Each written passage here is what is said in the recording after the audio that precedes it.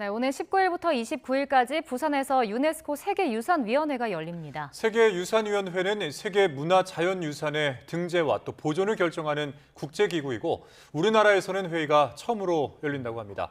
유네스코 세계유산위원회를 준비하고 있는 허민 국가유산청장을 스튜디오로 모셨습니다. 어서 오시죠. 어서 오십시오. 네, 안녕하십니까. 반갑습니다. 네, 이제 행사가 얼마 안 남아서 좀 막바지에 분주하실 텐데 오늘 먼저 출연해 주셔서 감사드립니다. 감사하고요. 오늘도 오전에 저희들이 총괄적으로 지금까지 했던 걸 다 점검하는 그런 큰 회의를 열었습니다. 네. 저희가 지금 조금 전에 세계유산위원회에 대해서 네. 잠깐 언급을 했는데 이게 구체적으로 어떤 기구가 어떤 역할을 하는지도 설명해 주시죠. 저희들이 보면 이제 유엔이라는 정치기구죠. 그 뉴욕에 있잖아요. 근데 이제 파리에 있는 유네스코는 교육, 문화, 과학의 집합체인 국제기구입니다. 네. 서로 양대 축이죠. 그래서 유네스코에서는 또 그 가운데 저희들이 이번에 여는 세계유산위원회는 유네스코 하는 그 위원회가 가장 큽니다. 이번에 196개국의 대표단과 함께 약 3천 명의 세계인들이 오기 때문에 국내인까지 하면은 저희 뭐 7, 8천 명이 하루에 움직인다라는 것이고요. 사실은 이 세계유산위원회는 우리가 알다시피 세계유산을 등재하는 것을 또 집중적으로 회의를 하지만 지금까지 등재된 것에 대해서 보존을 잘했느냐 아니면 보호 여부 그다음에 여러 가지의 위험한 유산에 대한 이야기도 하고 그렇습니다. 그래서 그런 것들이 결국 크게 아주 다국적으로 나라끼리 또 경쟁도 있고 또 나라에서 또 반대하는 나라도 있고 그런 것들이 굉장히 어렵게 진행되는 회의입니다.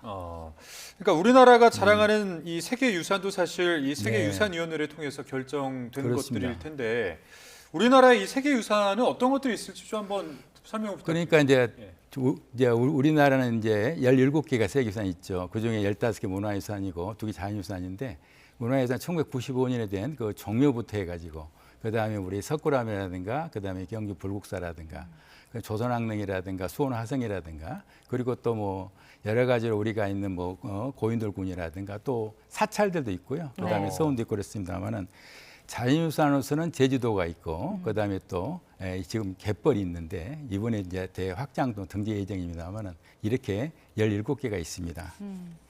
지금 뭐 화면으로도 보셨다시피 방구천 암각화도 이제 그렇습니다. 작년에 뭐 등재가 되지 않았습니까? 네. 근데 이제 우리나라가 올림픽이나 월드컵 같은 주요 행사를 개최하긴 했었는데 세계유산위원회는 이번에 처음 열리는 거잖아요. 그렇습니다. 의미가 네. 있을 것 같은데요. 사실 38년 만에 하는 것에 대해서 저희들이 지금까지 세계유산위원회라는 것이 큰 대회인데 유네스코 가장 큰 대회단 말이죠. 그런데 이것을 저희들이 처음으로 하게 된 것은 조금 늦은 감이 있지만은 그래도 국가적인 위상이고 또 저희 나라가 또 위원국으로서 또 의장국 역할을 하고 국가유산청의 의장국 역할을 하기 때문에 굉장히 중요한 나라고요. 역시 우리는 이번에는 이제 참여국이 아니고 이제 리드하는 그런 의장국 역할을 하렵니다. 예, 그러니까 이제 이렇게 큰 행사가 지금 19일에서부터 29일까지, 그다음에 이제 사전 포럼은 13일부터 열리는 건데, 그러니까 부산이 좀 북적북적해질 것 같습니다. 사실 19일부터 하지만은 지금 13일부터 2개의 포럼이 또 먼저 움직입니다. 그중 하나가 이제 영 프로페셔널 포럼 해가지고 세계 청년들이 전문가들이 오는 포럼이 있고 하나는 이제 사이트 매니저 그러니까 어느 현장의 전문가 포럼이 있는데 이 2개가 먼저 가동이 되는데. 근데 이 영 프로페셔널 포럼에는 저희들이 30명을 이제 전 세계 청년들을 해서 선발했는데 무려 5만 2천 명이 신청을 했습니다. 1,700대 1 정도 되죠. 그 정도로 인기가 있고 오고자 하는 나라들 많고 그 중에서 저희들이 이제 크게 2개로 나눠집니다. 하나는 저희들이 이제 회의장이 있는데 그건 181개 회의장이 돌아갑니다.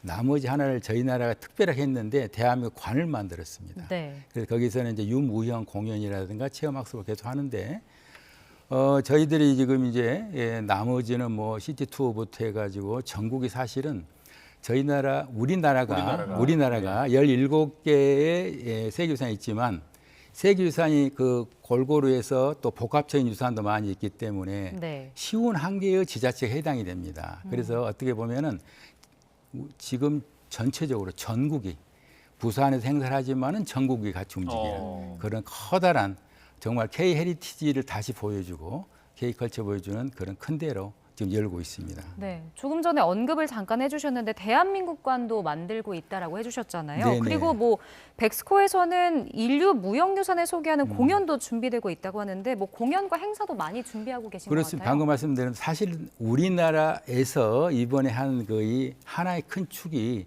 대한민국 관입니다. 지금까지 다른 나라에서는 주로 회의장만 열었죠. 이 34개의 그 우리 지자체라든가 중앙정부라든가 민간이 참여했는데 그중에 43개의 부수가 운영이 됩니다. 네. 여기에는 무형 공연도 하고 유형도 전시도 하고 체험도 하고 그런 걸 다양히 하는데 역시 K-헤리티지 전시하고 특히 또 K-푸드 전시까지 합니다. 그래서 네. 또 사찰 음식까지도 하는데 이런 것들도 있고 아무튼 우리나라의 모든 무형자원과 유형자원 그리고 지금까지 세계적으로 인정받고 있는 K-헤리티지에 대해서 전 세계 보여주는 어떻게 보면은 굉장히 자랑스러운 이번 행사를 할 예정입니다. 예. 그리고 이번 회의에서 20여 개 유산에 대한 심의가 이루어질 예정이라고 하는데 네. 세계적으로 이제 어떤 유산이 논의가 되는지 이 부분 한번 설명 부탁드리겠습니다. 사실 이 세계가 된다는 것은 되게 어렵습니다. 다시 말해서 그 곳에 있는 오유비라 그러는데 세계 최고의 학술적 가치, 다시 말해서 다른 나라 비교했을 때 최고다. 그것만이 이것이다라고 하는 것인데 현재 이제 그 신규 유산에서 약 그 21개에서 이번에 33개 정도가 이제 등재를 다시 신청을 하는데 네. 그 중에서 문화유산과 자연으로 나눠지면은 문화유산 같은 경우는 주로 이제 그 프랑스에서 그때 1944년 노르망디의 상륙 해변이 이번에 의제로 올라와 있고 그리고 중앙아시아에서 있는 그 실크로드가 이번에 또 새로운 그 신규 신청으로 의제에 올라와 있습니다. 네. 일본에는 아스카와라는 거 있고 우리나라에서는 갯벌을 좀 더 확장하는 2단계 갯벌로 이번 신청이 되어 있는데 그게 이제 자연유산의 갯벌이 또 방금 자연유산이지만 덴마크 같은 데서는 또 화석 중에서도 어류 화석에 대해서만 또 하는 또 그 지역이 있고 미국에서는 국립 야생보호지역에 특별히 또 내는 그 신규 유산이 있습니다. 그래서 이런 것들을 다 통칭해서 문화와 자연과 또 두 개 합해진 것도 복합유산이라 그러거든요. 이렇게 해서 하는데 모두에 말씀드렸습니다마는 굉장히 경쟁이 세고 또 안 되게 하는 나라들도 있고 굉장히 서로 또 뭉치기도 하고 하는 굉장히 외교전도 치열합니다. 네. 그래서 되기도 어렵습니다. 지금 뭐 등재 신청된 것들을 좀 소개해 주셨는데 뭐 경쟁이 심하다고 하셨잖아요. 네. 근데 이제 우리 국민 입장에선 사실 잠깐 말씀해 주신 갯벌 세계 자연유산 2단계 확대 등재가 네. 좀 관심을 받을 수밖에 없거든요. 어떤 의미가 있을까요? 사실은 우리나라의 갯벌은 굉장히 많은 생태계 보고입니다. 지금 그 안에는 아주 작은 뭐 박테리아가 풍부하고 또 미네랄이 아주 풍부해요. 그렇기 때문에 2021년에 1단계로 갯벌이 선정이 된 거죠. 네.